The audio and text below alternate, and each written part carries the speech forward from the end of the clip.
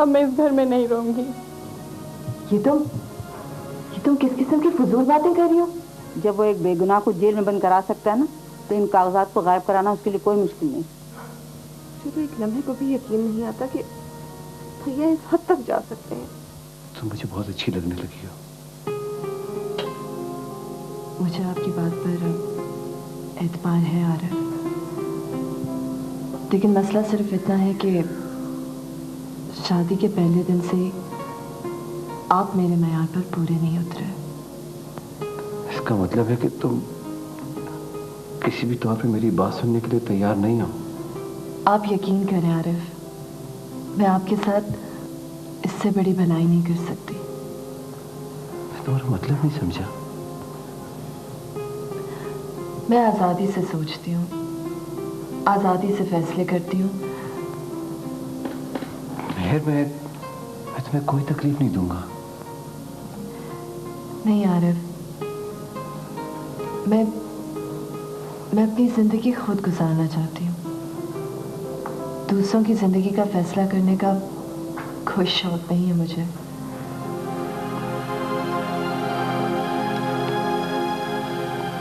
तुम अपने फैसले पर नजरसानी नहीं करोगी? नहीं, मैं अपना फैसला नहीं बदलूंगी, लेकिन मैं तुमसे ये जरूर कहना चाहती हूँ कि हिम्मत करो, अपना और ज़रीन का मसला मेरे होते हुए तय कर लो। इस तरह खौफज़दा होकर जिंदगी नहीं गुजारी जाती।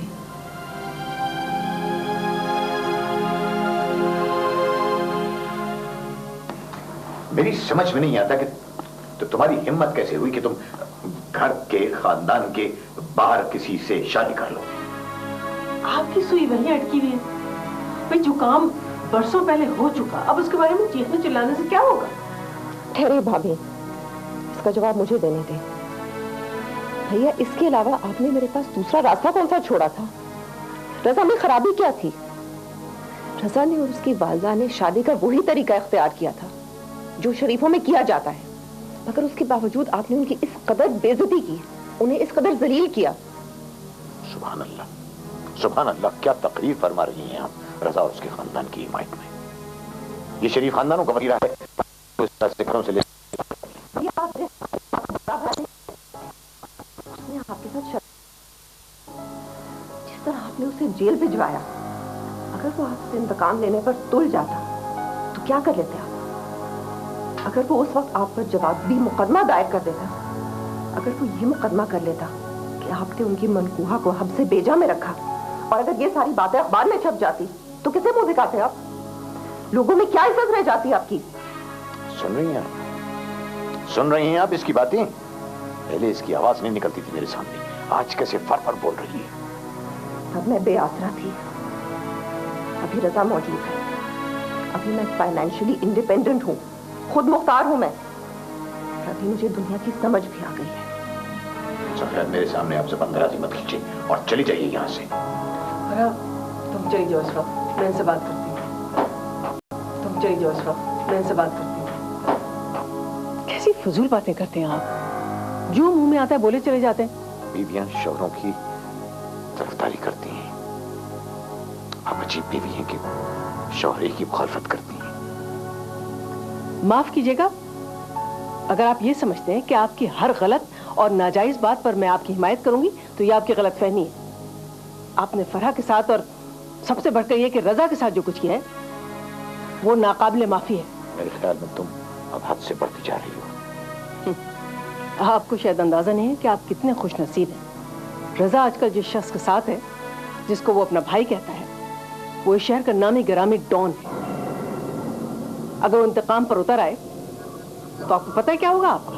आपका क्या ख्याल है? मैंने हाथों में चूड़ियां पहन रखी हैं, अगर वो कुछ करेगा तो मैं खामोश बैठा रहूंगा।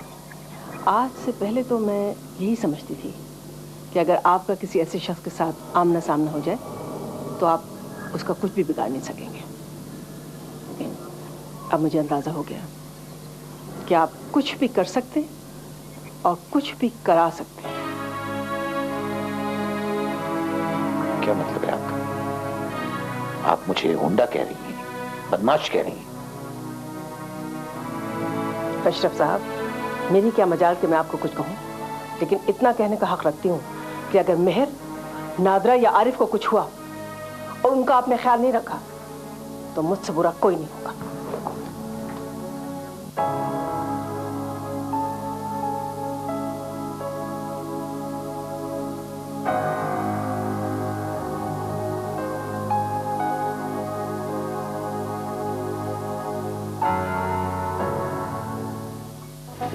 तो घंटे से पहले चांदनी बख्शेंगी।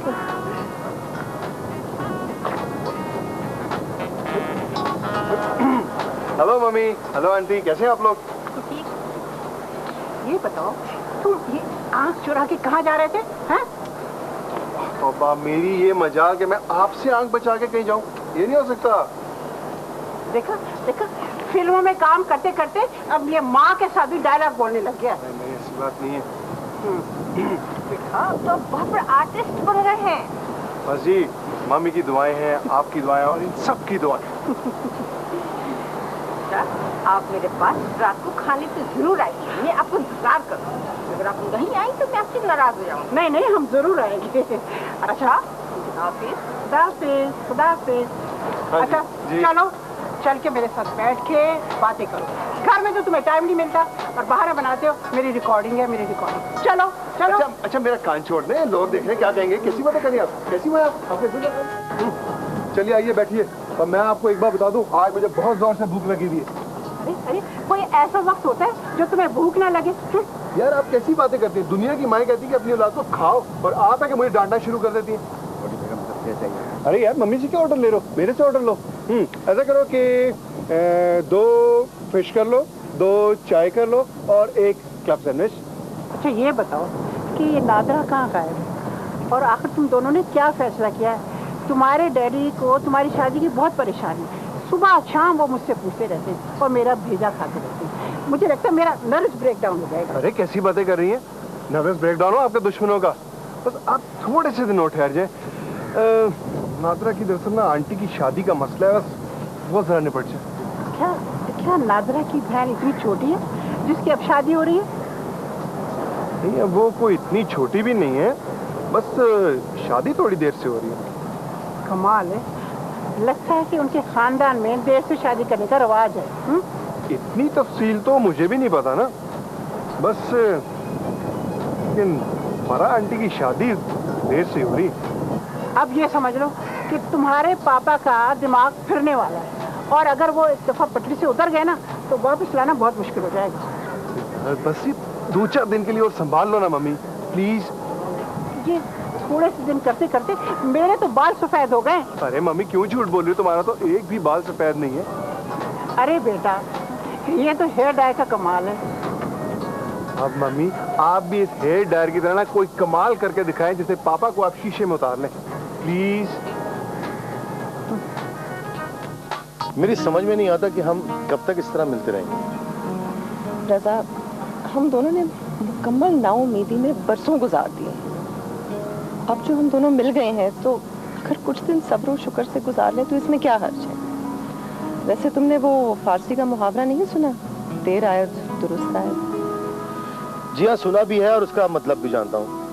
अब क्या ये जरूरी है कि हर मुहावरा खुद पे आजमा कर देखा जाए? तुम बिल्कुल बच्चों की तरह जिद करने लग गए हो। तो फिर और क्या करूं मैं? आगा भाई हैं, वो भी सुबह शाम तकरीरें करते रहते हैं। तुम्हारी तरफ आऊं तो तुम भी मुझे उनका जनाना एडिशन लगती हो। वैसे ये जनाना एडिशन बहुत खूब है। जी नहीं, हंसने का नहीं, रोने का मुकाम है। तुम दोनों मिलकर मुझे मासूम के जज्बात का मजाक उड़ाते रहते हो। हाँ, वैसे आप माशाल्लाह बहुत मासूम हैं। नहीं, मासूम तो तुम्हारे जल्लाद भैया हैं जिन्होंने मेरी जिंदगी बर्बाद करके रखी। प्लीज रजा, उनका जिक्र भी ना करो मेरे आगे। जो कुछ उन्होंने हम दोनों के साथ किया है उसके लिए मैं उन्हें सारी जिंदगी नहीं माफ कर सकती। तुम्हारे ख्याल में क्या मैंने उन्हें माफ कर दिया? अच्छा खैर, ये बताओ कि मेरे साथ शॉपिंग पे कब चल रही है? कैसी शॉपिंग? भाई, तुम्हारे लिए ज्वेलरी और कपड़ों की शॉपिंग मैं नहीं करूंगा तो और कौन करेगा? मेरे फ्लावर शॉप का काम वैसे ही बहुत कम हो गया है। अब अगर शॉपिंग करने लग गई तो बिल्कुल ही ठप हो जाएगा। अरे तो बंद करो उसे बाबा, मेरे होते हुए तुम्हें काम करने की क्या जरूरत है? मेरे फ्लावर शॉप के बारे में हरगिज कुछ मत कहना, और बंद करने वाली बात तो कभी सोचो भी नहीं। तुम्हें अंदाजा नहीं है रज़ा कि वो शॉप मेरे लिए किस कदर भाग्यवान रही है। आखिर इतने वर्षों के बाद तुम भी तो मुझे वहीं पे मिले थे। अच्छा बाबा अच्छा, लेकिन कम से कम उस लड़की को इतना ट्रेन तो करो ना कि शादी के 1 महीने तक तुम शॉप का रुक ना कर सको। बिल्कुल बावले हो गए हो तुम। हाँ, एक जरूरी काम से बाहर जाना है। यहाँ पे बाद में चले जाना, एक दिनों बाद आया मिलने के लिए तुमसे। तो फोन कर लेना था ना कि मेरा कोई प्रोग्राम तो नहीं है। What? अब मैं अपॉइंटमेंट लूंगा तुमसे मिलने के लिए क्या? क्यों? जब आप पहले से बनाए हुए प्रोग्राम्स अपने पापा की वजह से कैंसिल कर सकते हैं, तो मेरे प्रोग्राम्स का लिहाज नहीं कर सकते? तुम मेरी पहली वाली जरीन नहीं हो, तुम कोई और हो। हाँ वाकई, मैं आपकी पहली वाली जरीन नहीं रही जो 24 घंटे यहाँ पे आपका अकेले इंतजार करती थी, आपके इशारों पे नाचती थी, आपसे शिकायत करने को भी गुनाह समझती थी। हाँ, तो तुम ये क्यों नहीं कहती हो कि तुम मुझसे छुटकारा पाने की कोशिश कर रही हो? हाँ, बोलो। जाओ, कोई आ गया है तुमसे मिलने के लिए, जाओ ना। वो कोई नहीं है, असद साहब है, टाइम के बहुत पाबंद है, मुझे लेने के लिए आए हैं। ओह, अब समझ आया है कि आपने किसी को वक्त दिया हुआ है और मैं कबाब में हड्डी बन रहा हूँ, है ना? मुझसे तंजिया अंदाज में गुफ्तगू करने की कोई जरूरत नहीं है। मैं कोई चोरी से कहीं नहीं जा रही हूँ, न तफरी करने के लिए जा रही हूँ। मेरी एक बहुत जरूरी मीटिंग है, उसके लिए जा रही हूँ। जाओ जाओ जरीन बेगम, मगर एक बात याद रखिए, अब आपकी और हमारी गुफ्तगू बहुत जरूरी है। जरूर कर लीजिएगा, लेकिन इस वक्त मेरे मेहमान से कोई बदतमीजी करने की जरूरत नहीं है आपको। आरिफ साहब प्लीज प्लीज, मैं इतना गिरा हुआ इंसान नहीं हूं।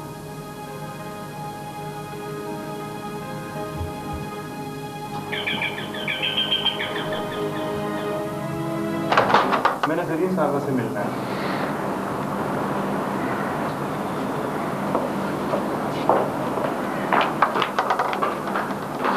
I'm so sorry. असद साहब प्लीज अंदर आइए। नहीं अभी नहीं, सॉरी, अभी जल्दी से नहीं प्लीज। ओके, जस्ट 1 मिनट ना, मैं जरा पर्स ले लूँ। Sure please.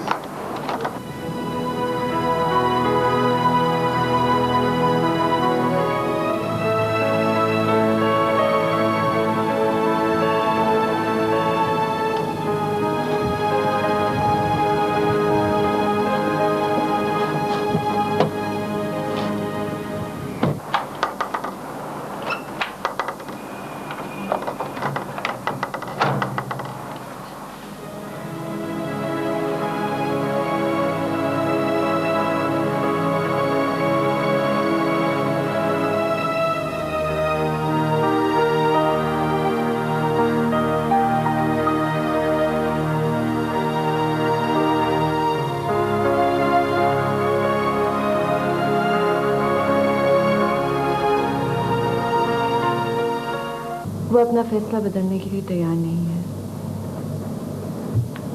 इसका मतलब है वो चाहती है कि मैं अपना फैसला बदल दूं।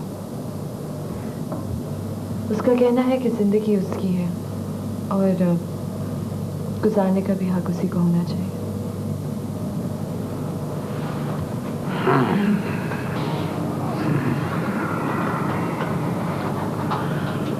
लगता है इस घर की लड़कियों ने फैसला कर लिया है कि वो मेरी जिंदगी में जहर घोल कर रहेंगी। अंकल, अब मुझे ये बात बताते हुए आपको बहुत अफसोस हो रहा है कि नादिरा घर छोड़कर जाने लगी थी और उसे बहुत मुश्किल से रोका है मैंने। वो शायद पागल हो गई है। अगर वो घर छोड़कर जा रही है तो उसे ये बात नहीं भूलनी चाहिए कि मेरी जायदाद में से उसको एक पैसा नहीं मिलेगा। आई एम सॉरी अंकल, लेकिन नादरा आरिफ से बहुत मुख्तलिफ है। उसके लिए ये चीज़ें कोई अहमियत नहीं रखती, और मुझे डर है कि अगर ये बात आप उससे करेंगे तो फिर वो एक लम्हे के लिए भी घर नहीं रुकेगी, फौरन घर छोड़कर चली जाएगी।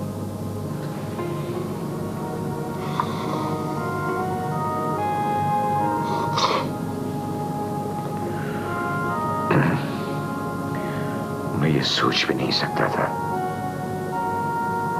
कि मेरी बेटी को अपने घर की, अपने खानदान की इज्जत का जरा सा भी ख्याल नहीं होगा। अंकल, मैं नहीं चाहती कि नादरा की वजह से आपको कोई दुख पहुंचे, लेकिन अंकल प्लीज प्लीज मेरी बात सुनिए। नादरा के साथ इतनी सख्ती मत करें, वरना उसकी कीमत सिर्फ नादरा को ही नहीं पूरे घर को अदा करनी होगी। तो तुम उसकी वकील बनकर यहाँ आई हो? अंकल, आप बात को गलत समझ रहे हैं। मैं उसकी वकील नहीं, पूरे घर की वकील बनी हुई हूँ।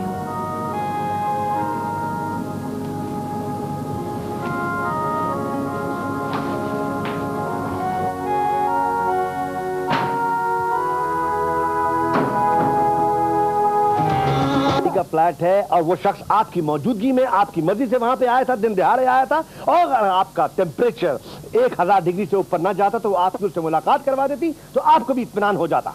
शमशाद, क्या तुम मेरी बात क्यों नहीं समझ रहे हो कि ज़मीन बदल गई है? फाइनेंशियली वो इंडिपेंडेंट होना चाहती है। तो व्हाट्स रॉन्ग विद दैट? अगर फाइनेंशियली इंडिपेंडेंट होना चाहती है तो क्या बुरा कर रही है? तुमने जब उससे शादी की थी तुमने कहा था कि 2 हफ्ते के अंदर अंदर तुम उसे अपने घर ले जाओगे, अपने माँ बाप से मिलाओगे, लेकिन क्या मिला? 2 साल हो गए इस बात को, अभी तक वो उसी तरह उस फ्लैट में पड़ी हुई है। क्या स्टेटस है उसका? कभी तुमने सोचा कि आस पड़ोस वाले उसे किस नजर से देख रहे होंगे, क्या समझते होंगे? नहीं, इस जुमले से तुम्हारा क्या मतलब? शी इज माय वाइफ, मेरी बीवी है वो। मिस्टर आरिफ, बीवियों को अकेला फ्लैट पे यूं नहीं छोड़ा जाता। अगर वो अपना निकाहनामा भी फ्रेम करा के दरवाजे पे लगा देगी फिर भी लोग उसके बारे में बातें करेंगे। यार तुम मेरी दोस्त होकर मुझे ही गलत साबित करना चाह रहे हो तुम। Why the hell don't you try and understand? क्या स्टेटस है उस बेचारी का?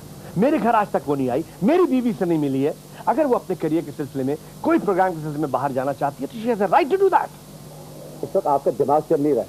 मैंने आपको अपने मसले के लिए बुलाया था, जरीन की बात करने के लिए नहीं। चलिए।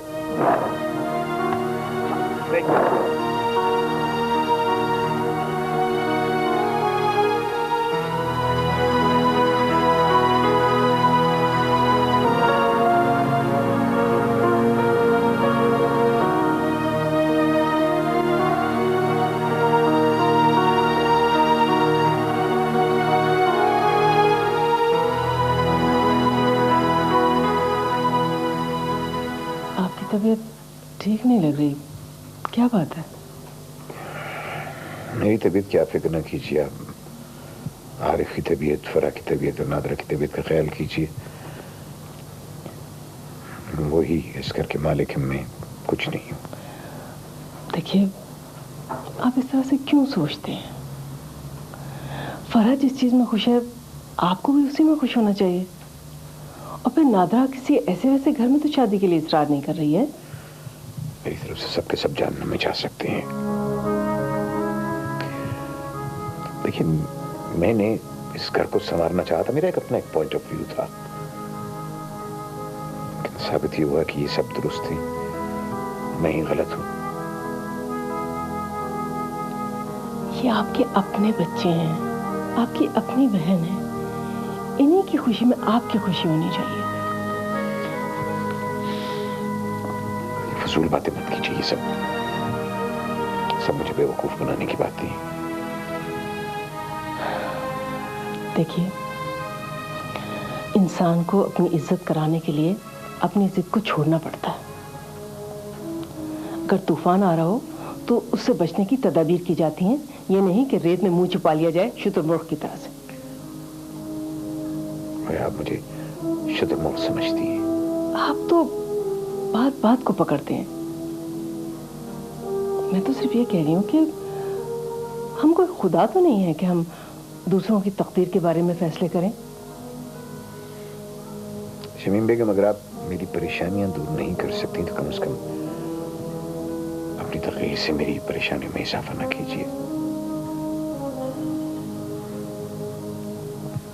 आप ये कहना चाहती हैं कि मैं एक नाअहल इंसान हूं, मैं जो दुनिया भर में कामयाब तरीन इंसान समझा जाता हूं, मैं अपने घर में एक नाकाम आदमी साबित हुआ। आपसे तो बात करनी मुहाल है। बात मैंने नहीं, आपने शुरू की थी। अगर आप बुरा न माने तो अब यहां से चली जाइए। मुझे थोड़ी देर के लिए अकेला छोड़ दीजिए ताकि मैं सुकून का सांस ले सकूं।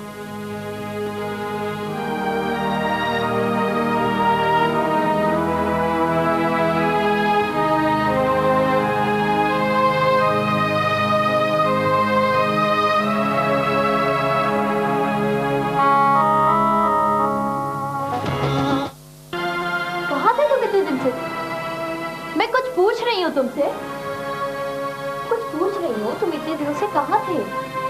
मैं जहाँ भी हूँ तुम्हें इससे क्या मतलब? मुझे मतलब नहीं होगा तो किसे होगा? मैं तुम्हारी बीवी हूँ। बीवी ऐसी होती है? क्यों? मुझ में क्या खराबी है? ऐसी कौन सी गलत हरकत कर दी है मैंने?